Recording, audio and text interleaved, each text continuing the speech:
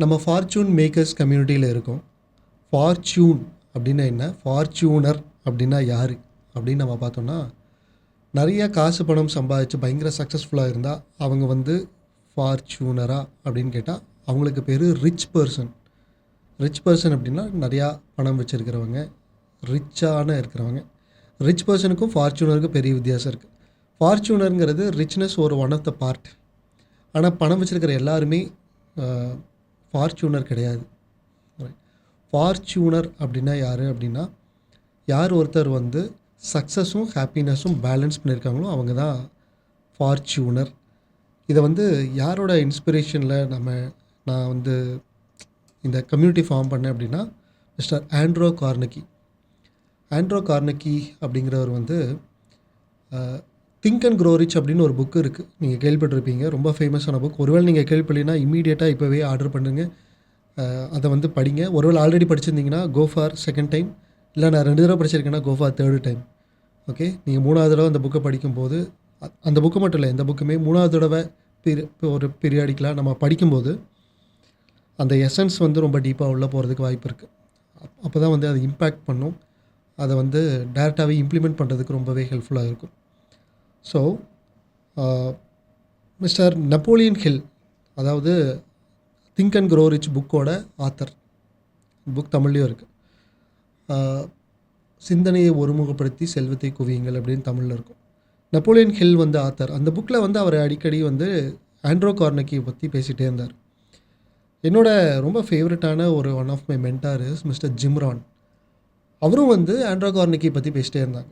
யாரா அந்த ஆண்ட்ரோ கார்னகி, யாரா அந்த பையங்கிற மாதிரி அவரை போயிட்டு தேடி பிடிச்சி நான் கொஞ்சம் லேர்ன் பண்ணிக்கலான்னு பார்க்கும்போது, அவரை தெரிஞ்சிக்கலான்னு நினைக்கும்போது பயங்கர இன்ஸ்பிரேஷனாக இருந்துச்சு. என்னென்னா, அவரோட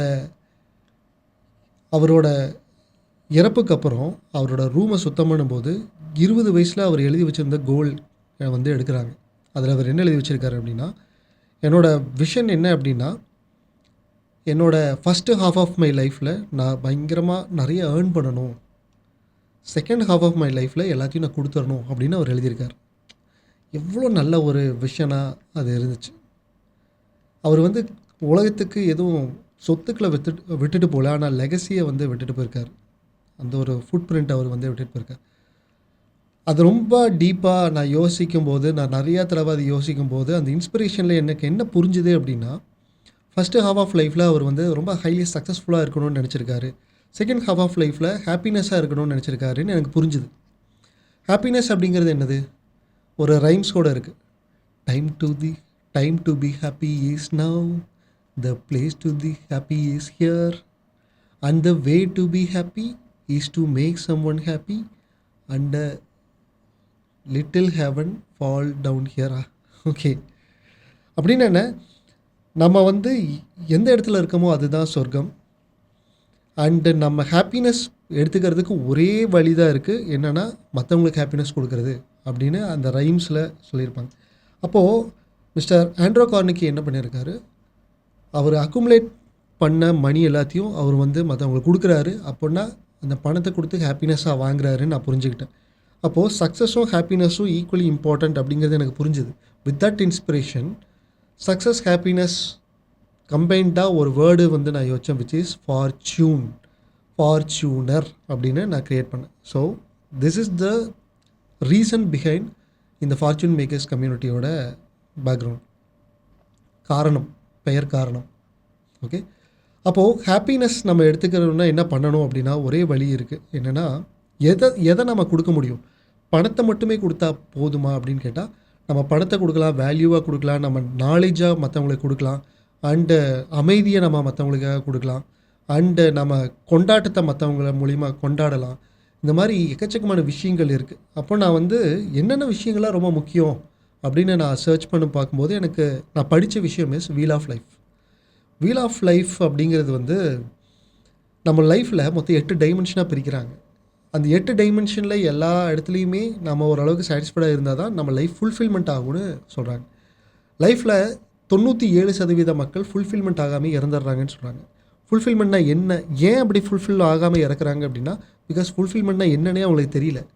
ஃபுல்ஃபில்மெண்ட்னா என்னன்னு போய் பார்க்கும்போது, யார் ஒருத்தர் வந்து பேலன்ஸ் அந்த வீல் ஆஃப் லைஃப்பில் பேலன்ஸ் பண்ணியிருக்காங்களோ அவங்க தான் தன்னிறைவை எடுத்திருக்காங்க. ஃபுல்ஃபில்மெண்ட்டாக தன்னிறைவு, right?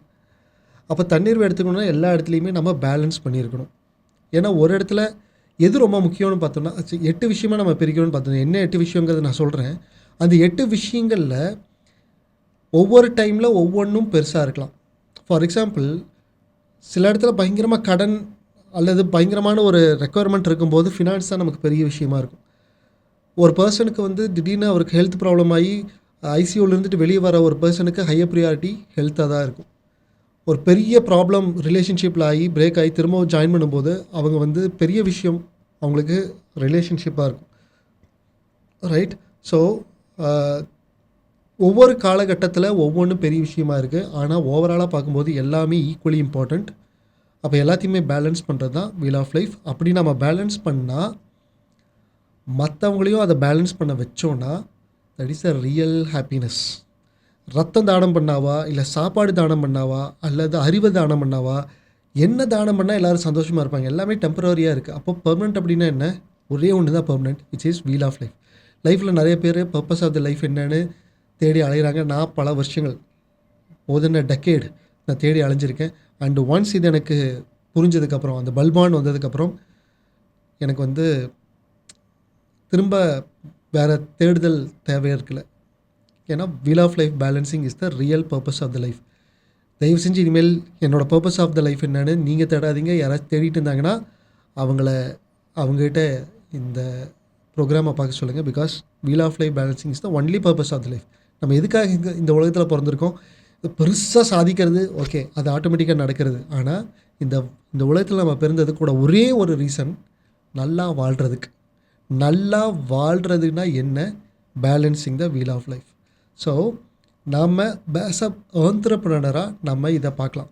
Let me share the mind map. The 2 major important ட்ரூத்தை நான் உங்களுக்கு எக்ஸ்பிளைன் பண்ணுறேன். இதை தயவு செஞ்சு நோட் பண்ணிக்கோங்க. இதை நீங்கள் அக்செப்ட் பண்ணிக்குவீங்க நான் நம்புகிறேன். The first very important point, business is the reflection of a business owner. Business owner எப்படி இருக்காரோ அவரோட ரிஃப்ளெக்ஷன் தான் பிஸ்னஸில் இருக்கும். கரெக்டு தானே?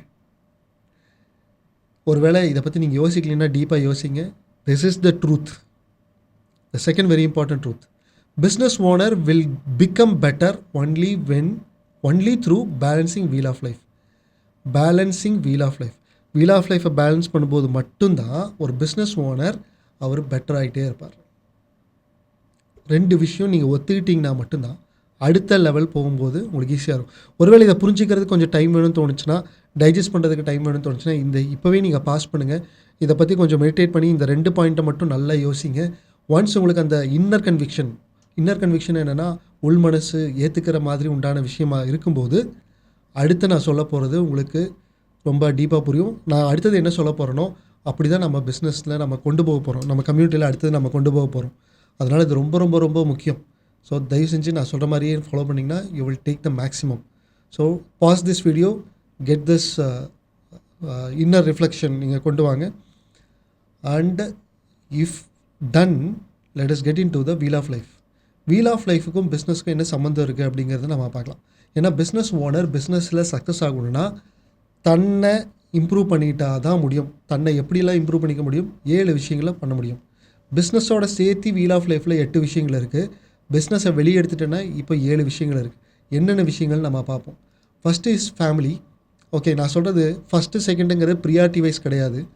ஏன்னா நான் ஆல்ரெடி சொன்ன மாதிரி ஒவ்வொரு காலகட்டத்தில் ஒவ்வொன்றும் பெரிய விஷயமா இருக்குது. அதனால் நான் லிஸ்ட்டாக மட்டும் சொல்கிறேன். நான் ஃபேமிலின்னு சொன்னதுனால ஃபேமிலி தான் ஃபஸ்ட்டுன்னு கிடையாது. ஃபேமிலி ஃபஸ்ட்டு தான், ஆனால் காலகட்டத்துக்கு தகுந்த மாதிரி மாறும். ஓகே, ப்ரியாரிட்டிஸ் தகுந்த மாதிரி மாறும். பர்சனல் ஃபினான்ஸ், அசட் மேக்கிங், எந்த இடத்துல எப்படி பண்ணலாங்கிற அசட் இந்த இதெல்லாம் இருக்குங்க. பர்சனல் ஃபினான்ஸ், பர்சனல் க்ரோத், நம்மளோட வேல்யூவை இம்ப்ரூவ் பண்ணுறது, நிறையா புக்கு படிக்கிறது, நிறையா ப்ரோக்ராம் அட்டன் பண்ணுறது, இந்த மாதிரி கோர்சஸ் நீங்கள் அட்டன் பண்ணுறது, இதெல்லாம் பர்சனல் க்ரோத். அண்ட் ஹெல்த், நம்மளோட health is very important. And spiritual, inner piece நம்ம எடுத்துக்கிறது, ஸ்பிரிச்சுவல் அப்படிங்கிறது ரொம்ப முக்கியம். செலிப்ரேஷன், நிறைய பேர் கொண்டாடவே மாட்டாங்க. We have to identify as many chances as possible. எங்கெங்கெல்லாம் கொண்டாட முடியுமோ அது எல்லாத்தையும் தேடி தேடி பிடிச்சி கொண்டாடிட்டே இருக்கணும். ஏன்? பிகாஸ் லைஃபே கொண்டாடுறதுக்காக தான், ரைட்? ஸோ லெகசி அப்படின்னா நமக்கு என்ன புரிஞ்சுதோ அதை மற்றவங்களுக்கு கொடுக்கறது, நாலேஜாக கொடுக்கலாம் அல்லது அனுபவங்களை கொடுக்கலாம், அடுத்த ஜென்ரேஷன் கொடுக்கறது அல்லது நம்ம சக பீப்புளுக்கு கொடுக்கறது, சேரிட்டி மற்றவங்களுக்கு ஹெல்ப் பண்ணுறது, மற்றவங்களுக்கு அதை சொசைட்டிக்கு அல்லது நம்ம சார்ந்து இருக்கிறவங்களுக்கு எல்லாம் ஹெல்ப் பண்ணுறது இஸ் த லெகசி அல்லது சேரிட்டி ஒர்க்ஸாக இருக்கலாம். ஸோ இது எல்லாமே வந்து பிஸ்னஸ் ஓனருக்கு பேலன்ஸ் பண்ணி இருக்கணுங்கிறது முக்கியம், ரைட்? இந்த கம்யூனிட்டியில் இருக்கிற மற்ற கோர்சஸ் எல்லாமே இதை பேஸ் பண்ணி இருக்கும், எப்படி பேலன்ஸ் பண்ணுறது. ஏன்னா இதெல்லாம் பண்ணால் ஆட்டோமேட்டிக்காக பிஸ்னஸில் ரிஃப்ளெக்ட் ஆகும். ஃபேமிலி பெட்டராக இருந்தால், ஃபேமிலி ரிலேஷன்ஷிப் பெட்டராக இருந்தால் பிஸ்னஸில் எங்கே ரிஃப்ளெக்ட் ஆகும்னு நம்ம பார்க்கலாம். ஹெச்ஆர், ஹியூமன் ரிசோர்ஸஸ், நம்மளோட டீம் மெம்பர்ஸை, நம்மளோட ஸ்டாஃப்ஸை, எம்ப்ளாயீஸை நம்ம ஹேண்டில் பண்ணுறதுல நம்மளோட எஃபிஷியன்சி பெட்டராக இருக்கும். எஃபிஷியன்சியோட நம்ம கேரிங், நம்மளோட இது பெட்டராக இருக்கும். எப்போது ஃபேமிலியிலேயே நம்ம சரியா இல்லைன்னா ஹெச்ஆரையும் அது ரிஃப்ளெக்ட் ஆகும், அப்படி தானே? பர்சனல் ஃபினான்ஸ், நம்மளோட ஃபினான்ஸை நம்ம பார்த்துக்கிற பட்சத்தில், கரெக்டாக மேனேஜ் பண்ணுற பட்சத்தில் பிஸ்னஸ் ஃபினான்ஸும் மேனேஜ் பண்ணுவோம் பெட்டராக. நிறைய பேர் பிஸ்னஸில் ஃபினான்ஸை பார்த்தே பயப்படுறாங்கன்னா பர்சனல் ஃபினான்ஸை பார்த்து நம்ம கரெக்டாக ஒர்க் பண்ணலைன்னு அர்த்தம்.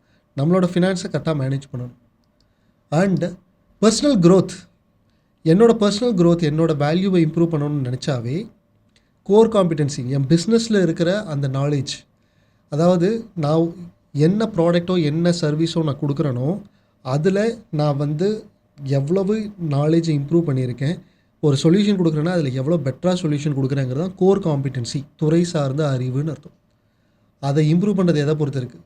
நான் என்ன இம்ப்ரூவ் பண்ணிக்கணும்னு நினச்சா தான் கோர் காம்பிடென்சி இம்ப்ரூவ் பண்ணுறதுக்கு உண்டான மைண்ட் செட்டே வரும்.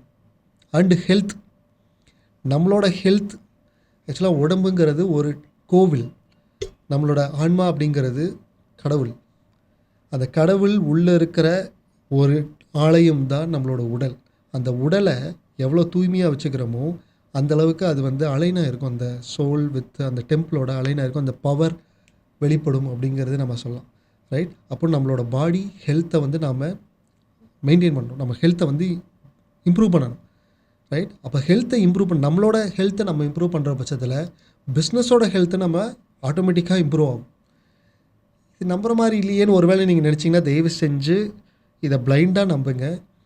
நீங்கள் உங்கள் ஹெல்த்தை நீங்கள் பாருங்கள், பிஸ்னஸோட ஹெல்த் இம்ப்ரூவ் ஆகுறது உங்களுக்கு தெரியும்.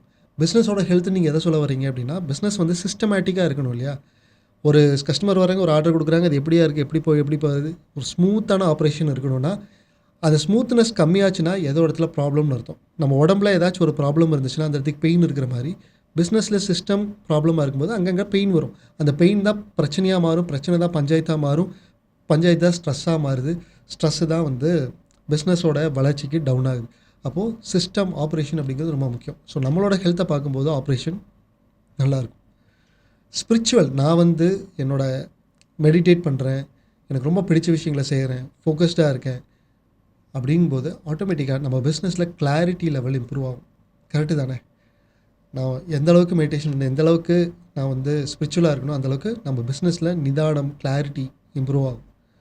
செலிப்ரேஷன், எந்தெந்த இடத்துக்கெல்லாம் நான் என்னோடய ஃபேமிலியில் கொண்டாடுறதுக்காக நான் காரணம் பார்த்துட்ருக்கேன், அதெல்லாம் நல்லா கொண்டாடுறதுக்காக இருக்கேன்னா அதை கொண்டாடும்போது நம்ம பிஸ்னஸில் மெஷர்மெண்ட் அண்ட் மைல் ஸ்டோனை ரீச் பண்ணுறதுக்கு கரெக்டாக இருக்கும். ஒவ்வொரு விஷயத்தையும் மெஷர் பண்ணி அந்த மைல் ஸ்டோன் ரீச் பண்ணி பிஸ்னஸ்லையும் அதை செலிப்ரேட் பண்ணுறதுக்காக பார்ப்போம். பெரும்பாலான மக்கள் மெஷரே பண்ண மாட்டாங்க, மெஷர் பண்ணால் தானே கொண்டாடினா காசு செலவாகும்னு நினைப்பாங்க. This is not the purpose of the life. Purpose of the லைஃபே கொண்டாடுறது தான், ரைட்? கொண்டாடி பாருங்களேன், கொண்டாடுறதுக்கு உண்டான காரணம் அதிகரிச்சுக்கிட்டே இருக்கும், நம்ம வந்து ஹாப்பினஸ் அதிகமாகிட்டே இருக்கும், ரைட்? லெகசி, சேரிட்டி, நாம் மற்றவங்களுக்கு கொடுக்கணுங்கிற ஒரு மைண்ட் செட் வரும்போதே அந்த யூனிவர்ஸில் நம்மளோட ஃப்ரீக்வன்சி வந்து கொடுக்கணுங்கிற ஒரு ஃப்ரீக்வன்சி டியூன் ஆகும். அந்த யூனிவர்ஸ் நமக்கு நிறையா கொடுக்கறக்கு ஆரம்பிக்கும். அது வந்து நம்மளோட மார்க்கெட்டிங்கில் கஸ்டமரை கொடுக்கும், கஸ்டமர்லேருந்து நிறையா பிஸ்னஸ் கொடுக்கும், நிறையா டீம் மெம்பர்ஸை கொடுக்கும், நிறையா ஆப்பர்ச்சுனிட்டிஸை கொடுக்கும், நிறையா பணத்தை கொடுக்கும், ரைட்? அது மார்க்கெட்டிங்க்கு ரொம்ப ரொம்ப ஹெல்ப்ஃபுல்லாக இருக்கும். So can you understand how நம்மளோட வீல் ஆஃப் லைஃப்பை பேலன்ஸ் பண்ணுறது மூலிமா எப்படி வந்து நம்மளோட பிஸ்னஸை பெட்டராக கொண்டு வர முடியும் அப்படின்னு நீங்கள் புரிஞ்சுருப்பீங்கன்னு நான் நம்புகிறேன். கண்டிப்பாக இது ஒவ்வொருத்தருமே உங்களோட புரிதலை நீங்கள் கொடுப்பீங்கன்னு அப்படின்னு நான் நம்புகிறேன். கீழே கமெண்ட் பாக்ஸில் உங்களோட டீட்டெயில்டாக எக்ஸ்பிளைன் பண்ணுங்கள். இன்னும் உங்களுக்கு பல்பான் எதை உங்களுக்கு ரொம்ப வாவாக இருந்துச்சு அப்படிங்கிறத நீங்கள் டைப் பண்ணுங்கள்.